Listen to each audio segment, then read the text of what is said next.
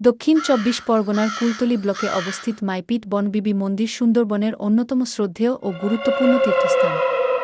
এটি পশ্চিমবঙ্গের সাম্প্রদায়িক সম্প্রীতির এক অনন্য প্রতীক, যেখানে হিন্দু ও মুসলমান উভয় সম্প্রদায়ের মানুষ একই দেবীর আরাধনা করেন। বনবিবি অর্থাৎ কি বনের রক্ষাকর্ত্রী, সুন্দরবনের মানুষদের কাছে অরণ্যের অভিভাবক দেবী হিসেবে পূজিতা। বিশ্বাস করা হয় তিনি মধু সংগ্রাহক, জেলে ও কাঠুরিয়াদের বাঘের আক্রমণ এবং দানবরাজ দক্ষিণ রায়ের হাত থেকে রক্ষা করেন। এই মন্দির সাম্প্রদায়িক সম্প্রীতির এক বিরল উদাহরণ। হিন্দুরা তাকে বনদেবী নামে ডাকেন, আবার মুসলমানরা তাকে পিরানি হিসেবে শ্রদ্ধা করেন। এখানে হিন্দু ও ইসলামী রীতিনীতির এক অপূর্ব মেলবন্ধন দেখা যায়। মন্দিরের ভিতরে সাধারণত বনবিবিকে মুকুট বা মুসলিম শৈলীর টুপি পরিহিত অবস্থায় দেখা যায়।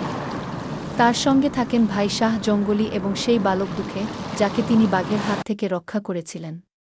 মাইপিট বনবিবি মন্দির শুধু একটি ধর্মীয় স্থান নয়, এটি সুন্দরবনের পরিবেশ, সংস্কৃতি ও মানুষের জীবনযাত্রার এক অবিচ্ছেদ্য অংশ।